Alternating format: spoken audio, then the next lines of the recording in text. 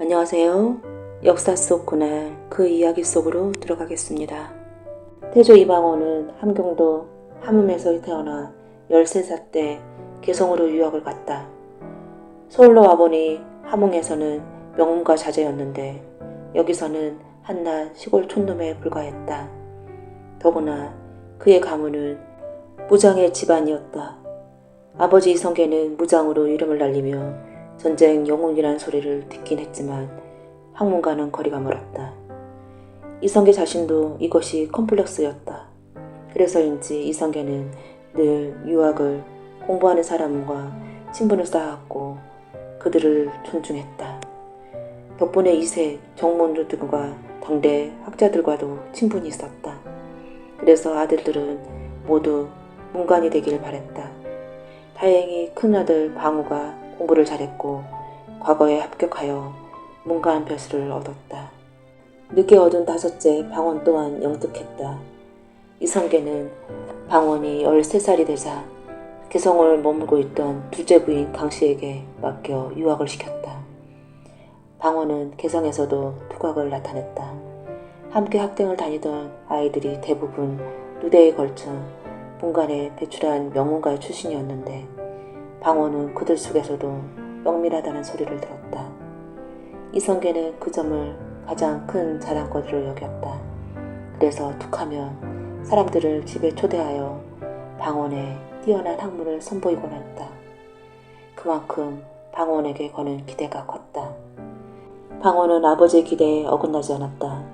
16살에 당당히 성균관에 입학했다. 이성계의 아들 중에 성균관에 입학한 이는 방원이 처음이었다. 이성계는 기뻐서 어쩔 줄 몰라 했다. 그리고 즉시 방원의 신부감을 찾아 나섰다. 이제 어엿한 소문관 학생이니 개성에서 학문을 읽기나 난 과문과 혼인시켜 방원의 뒷배를 든든하게 만들 요량이었다. 방원의 결혼에 중매장이로 나선 사람은 이성계의 둘째 부인 강씨였다. 강씨는 개성의 사정에 밝고 명문 가문도 훤히 꿰뚫고 있었다. 그런데 그녀가 선택한 집안은 학자 집안으로 유명한 여홍민씨 가문이었다. 게다가 다른 사람도 아닌 성균관 대사성 민재의 사위자리였다. 여홍민씨 집안과 이성계의 집안은 이미 인연이 있었다. 이성계의 넷째 아들 방간이 여홍민씨 집안으로 장가든 상태였다. 방간은 방원을 바로 위에 방원보다 3살이 많았다. 방간을 여홍민씨 집안의 사위가 되게 추선한 것도 강씨였다. 강씨는 진주 강씨였기에 민재의 부인 송씨의 외가도 진주 강씨였다. 이성계의 부인과 민재의 외가가 같은 집안이고 그 인연으로 여홍민씨와 이성계의 집안은 사돈지간이 된 것이었다. 하지만 민재의 부인 송씨는 이방간에게 자기 딸을 내주지 않았다.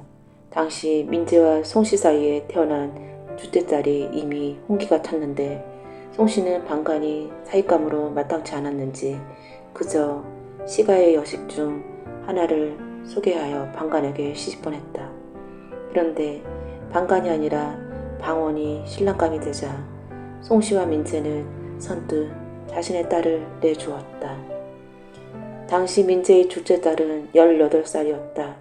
당시 처녀들 사이에 15살이면 시집가던 시절이었으니 홍기를 한참 넘긴 처녀였다.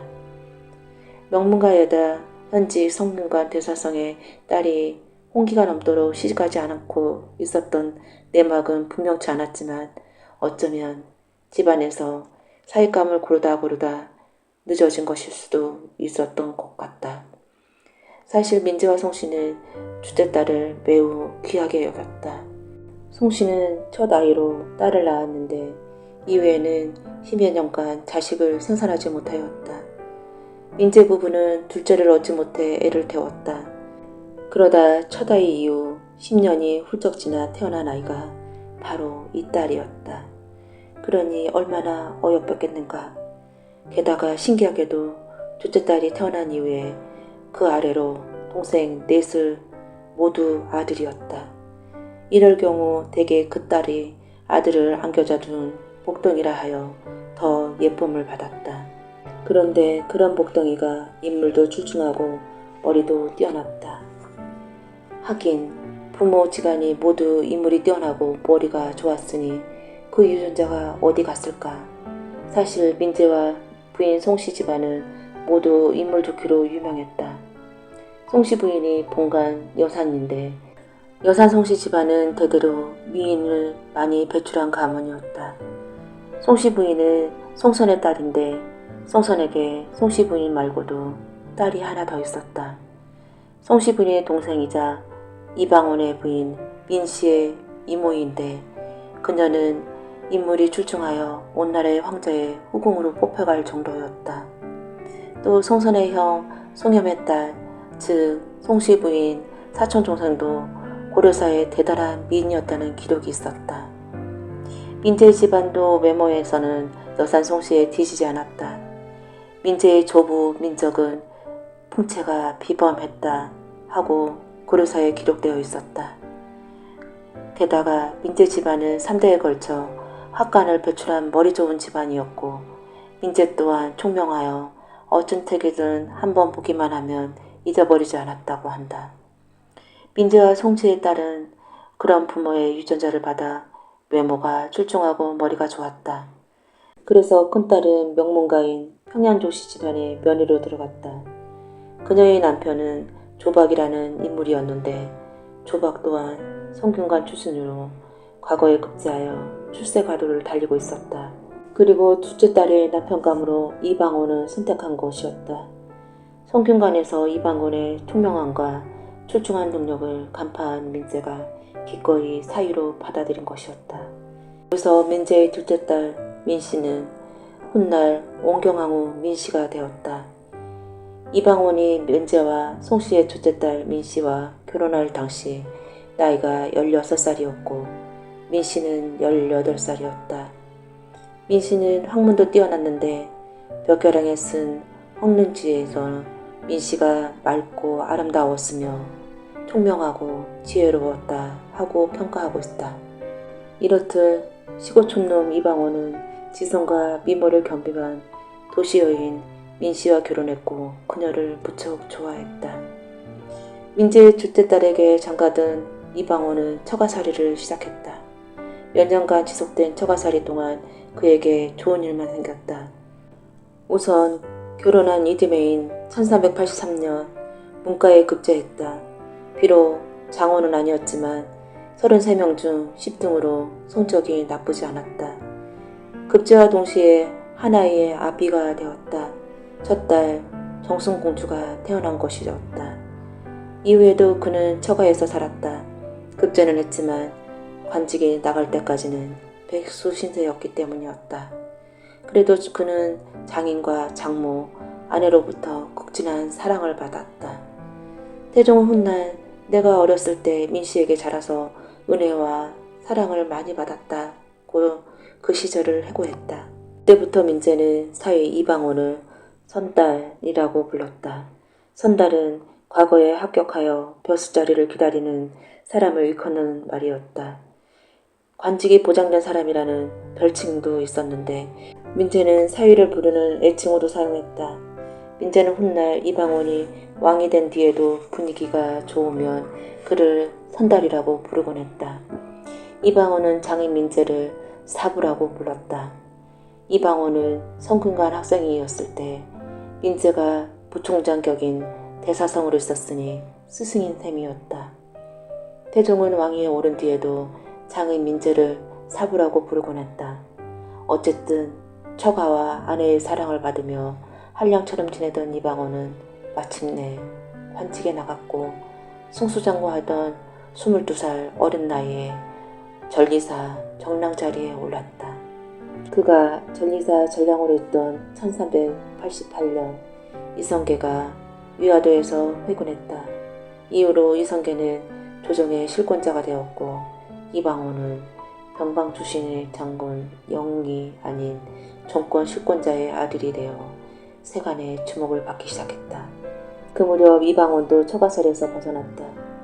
개성의 중심부에 살림집을 마련했고 뜻맞는 인물들과 어울려 새로운 세상을 꿈꾸기 시작한 것도 바로 이때였다. 어쩌면 이때부터 그의 역성혁명이 꿈꾸었는지 모른다. 물론 그 꿈을 부인 민씨도 함께 꾸고 있었다. 민씨는 여느 부인과는 달리 세상 돌아가는 이치가 밝았고 정치적 수완도 좋았다. 흡사 이성계의 둘째 부인 강씨도 같은 구석이 있었다. 그런 까닭에 이방원은 민씨에게 여러모로 의지했다. 물론 그들의 사랑도 돈독했다. 그런 가운데 정말 역성혁명은 현실로 닥쳤다. 그 과정에서 이방원은 최대의 정적 정몽주를 격살하는 과감한 선택을 하기도 했다. 덕분에 그는 조선개국의 최대 공신으로 불리었다. 하지만 정작 꿈에 그리던 조선이 개국되자 이방원은 찬밥 시세가 되었다. 권력의 중심엔 아버지의 둘째 부인 강씨가 있었고 조정은 강씨가 원하는 판으로 만들어졌다. 세자 자리까지 그의 아들인 방석이 차지했다. 그러니 이방원은 개국 공신이 아니라 세자를 위험하는 인물로 떠올랐다. 언제 세자 방석의 추종 세력에게 죽음을 당할지 알 수 없는 처지에 놓이게 된 것이었다. 조정에선 국가의 안위와 안정을 위한다는 명목으로 개국의 수단이 되었던 사병을 혁파하기 시작했고 이방원 또한 속수무책으로 자신의 병력을 국가에 혼납해야 했다. 그 일을 주도한 인물이 정도전이었고 그 배후에 왕비가 된 강씨와 세자 방석의 세력이 버티고 있었다. 그런 위기사항에서도 부인 민씨는 냉철하게 훗날을 준비하고 있었다. 민씨는 남동생들을 움직여 무기를 숨겨놓고 기회를 엿보았다. 그리고 마침내 반전의 기회가 마련되고 있었다. 조정을 틀어주었던 왕비 강씨는 1396년 병으로 죽었고 2년 뒤엔 이성계가 몸져 누웠다. 민씨는 이때를 놓치지 않고 이방원에게 숨겨준 무기를 내놓으며 거사를 돌입할 것을 주문했다. 이른바 제1차 왕자의 난이었다. 아내와 처가의 후원 아래 가감하게 단행한 거사는 성공적이었다. 정적 정도전과 세자 방석을 제거하고 순식간에 조정을 장악했다. 그렇지만 당장 왕위를 차지할 수는 없었다. 사경을 헤매던 부왕이 병석에서 일어난 것이었다. 그는 별수 없이 세자 자리를 둘째 형 방과에게 양보하고 다시 때를 기다렸다. 물론 부인 민씨의 의견도 같았다. 그녀 역시 방원 못지않게 신중하고 정치적이었다. 2년을 기다린 끝에 마침내 종종에게 선유를 받아 1400년 11월에 왕위에 올랐다. 그 과정에서 넷째 형인 방간에 반발이 있었지만 방간은 이미 방원의 적수가 되지 않았다.